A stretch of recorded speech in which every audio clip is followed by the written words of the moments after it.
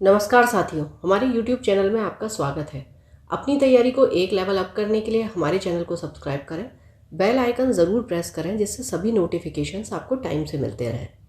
Lucent theory plus question answer series में भारतीय राज्य व्यवस्था के अंतर्गत आज हम अध्ययन करेंगे भारत के राष्ट्रीय चिन्ह तथा संसद की समितियों का। चलिए शुरू करते हैं। भारत के राष्ट्रीय चिन्ह। राष्ट्रीय प्रतीक नेशनल सिंबल। भारत का राष्ट्रीय प्रतीक सारनाथ स्थित अशोक के सिंह स्तंभ के शीर्ष भाग की अनुकृति है। भारत सरकार ने इसे 26 जनवरी 1950 को अपनाया।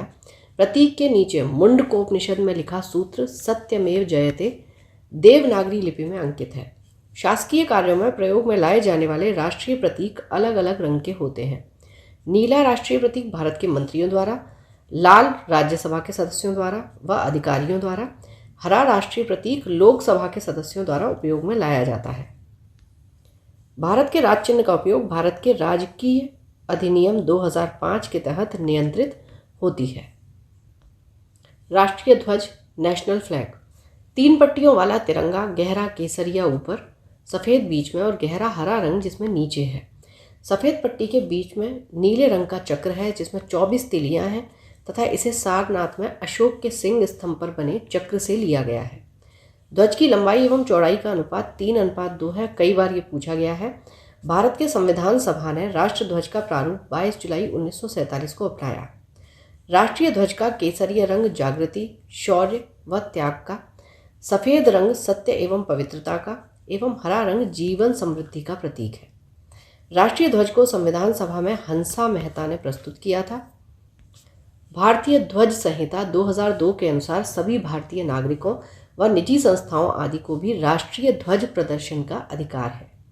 जनवरी 2004 को एक महत्वपूर्ण विनिर्णय में उच्चतम न्यायालय मुख्य न्यायाधीश BN खरे की अध्यक्षता में इन्होंने ये घोषणा की कि संविधान के अनुच्छेद 19(1) अ के अधीन राष्ट्रीय ध्वज फहराना नागरिकों का मूल अधिकार है।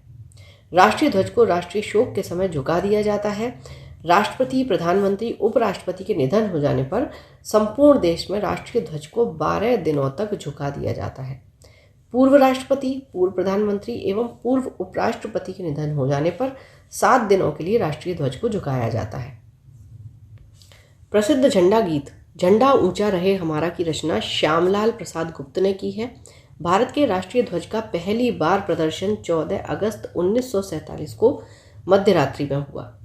राष्ट्रगान यानी कि नेशनल एंथम रविन्द्रनाथ ठाकुर द्वारा मूल रूप से बांग्ला में रचित जन गण मन के हिंदी संस्करण को संविधान सभा ने 24 जनवरी 1950 को भारत का राष्ट्रगान स्वीकार किया। इसके गायन का समय 52 सेकंड है तथा संक्षिप्त अवधि में 20 सेकंड है, जिसमें इसकी प्रथम और अंतिम पंक्तियां गाई जाती हैं।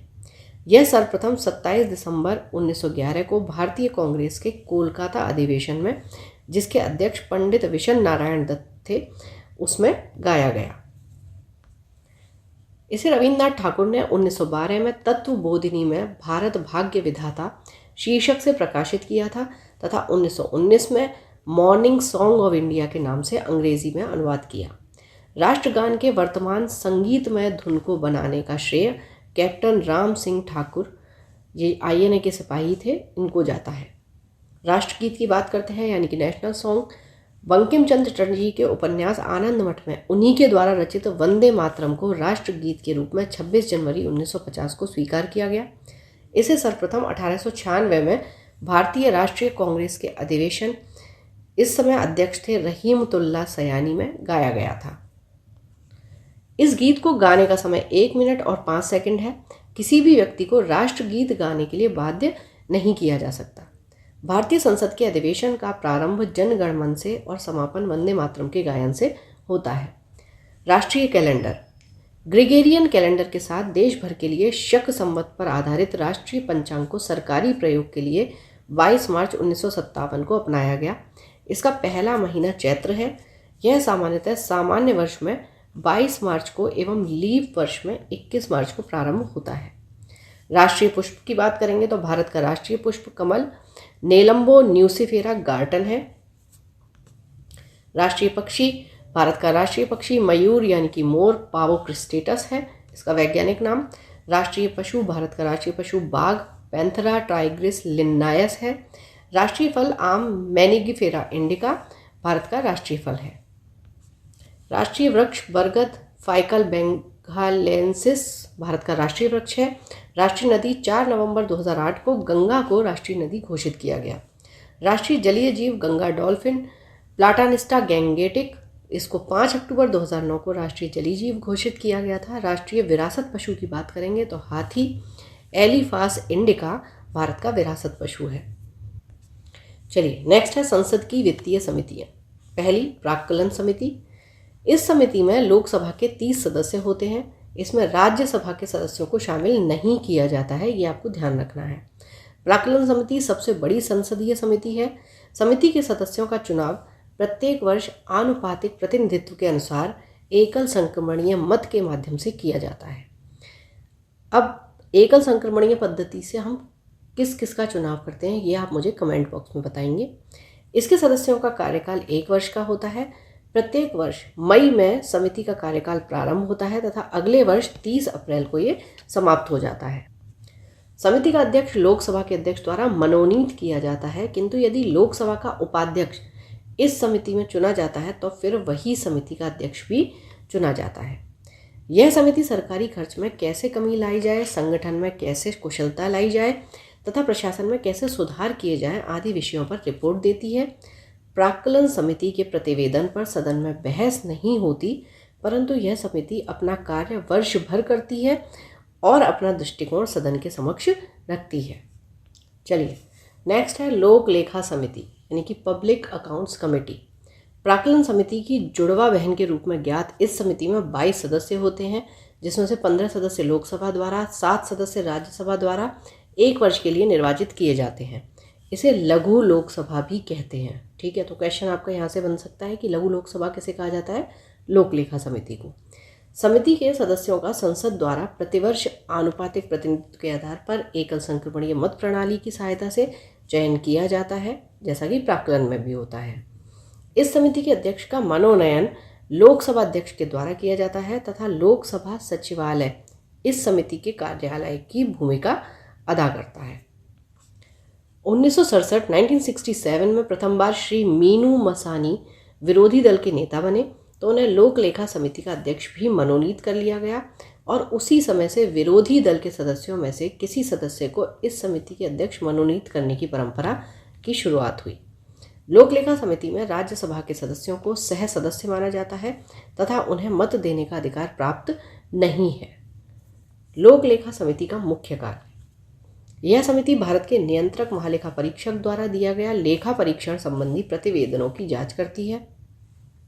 भारत सरकार के व्यय के लिए सदन द्वारा प्रदान की गई राशियों का विनियोग दर्शाने वाली लेखाओं की जांच करती है।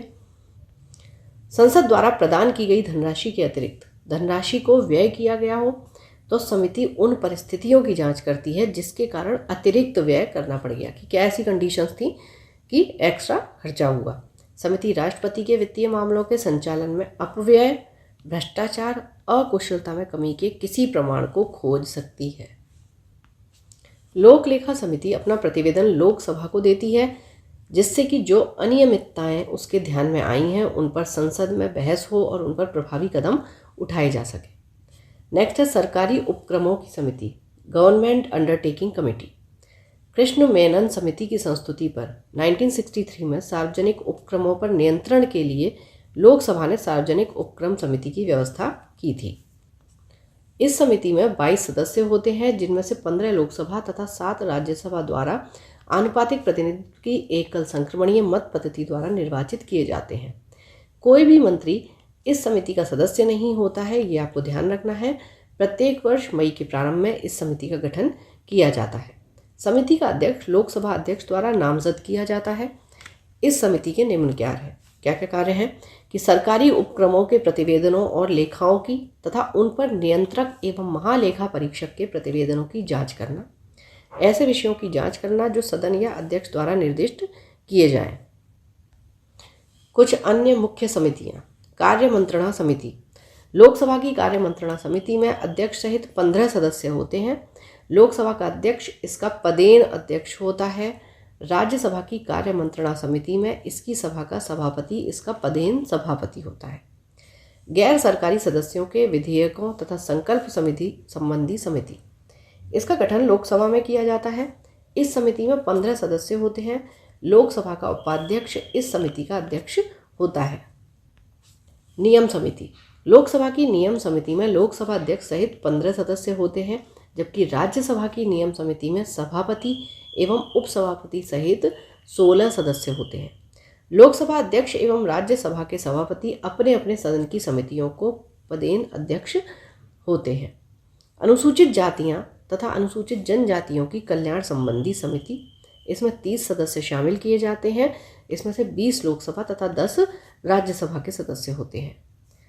नेक्स्ट है ग्रंथालय समिति, इसमें 9 सदस्य होते हैं। लोकसभा अध्यक्ष द्वारा मनोनीत 6 लोकसभा सदस्य तथा राज्यसभा के सभापति द्वारा मनोनीत 3 सदस्य शामिल किए जाते हैं।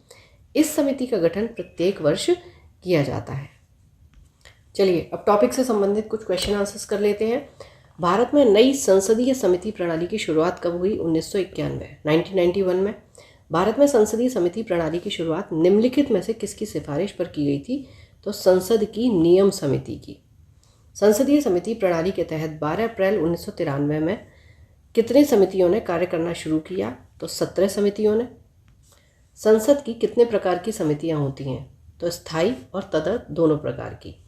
निम्नलिखित में से कौन स्थायी समिति है? तो प्राक्कलन, नियम, लोकलेखा सारी ही आपकी स्थायी समितियां हैं। इनमें से कौन सी तदर्थ समिति है? तो प्रवर समिति तदर्थ है। किस समिति को स्थायी मितव्ययिता समिति भी कहा जाता है? प्राक्कलन समिति को। प्राक्कलन समिति में कितने सदस्य होते हैं? 30, और ये हम अभी पढ़ चुके हैं कि इसमें राज्यसभा के सदस्यों को शामिल नहीं किया जाता। 30 सदस्यीय प्राक्कलन समिति संसद के किस सदन की समिति है? लोकसभा की। निम्नलिखित में से कौन सी एक सबसे बड़ी संसदीय समिति है? तो प्राक्कलन समिति। प्राक्कलन समिति का क्या कार्य है? तो इसका कार्य है देश की आर्थिक स्थिति पर संसद में आर्थिक सर्वेक्षण प्रस्तुत करना और संसद में प्राक्कलनों के प्रस्तुत करने के प्रारूप के विषय पर सिफारिश करना। प्राक्कलन समिति के सदस्य लोकसभा के सदस्यों में से ही चुने जाते हैं। वह कौन सी समिति है जिसमें राज्यसभा का कोई सदस्य नहीं होता है? प्राक्कलन समिति। लोक लेखा समिति में कितने सदस्य होते हैं? 22। इसमें लोकसभा एवं राज्यसभा के क्रमशः कितने कितने सदस्य होते हैं? तो लोकसभा के 15 और राज्यसभा के 7। लोक लेखा समिति के सदस्य संसद के दोनों सदनों में से चुने जाते हैं, लेकिन प्राक्कलन समिति में केवल लोकसभा में से सदस्यों का चुनाव होता है। लोक लेखा समिति में 15 सदस्य लोकसभा से तथा 7 सदस्य राज्यसभा से लिए जाते हैं। भारत में संसदीय समितियों में से निम्न में से कौन सी एक विभागीय व्यय और अनियमितताओं पर निगरानी रखने के लिए रखवाले कुत्ते का कार्य करती है? तो यह है लोक लेखा समिति। सार्वजनिक लोक लेखा समिति में राज्यसभा के कितने सदस्य होते हैं? 7। भारत के नियंत्रक एवं महालेखा परीक्षक द्वारा प्रस्तुत प्रतिवेदन के आधार पर कौन सी समिति कार्य करती है? लोक लेखा समिति। परंपरा के अनुसार निम्न में से किस समिति के अध्यक्ष पद पर विरोधी दल के संसद सदस्य को नियुक्त किया जाता है? लोक लेखा समिति। और प्रथम बार जो 1967 में श्री मीनू मसानी,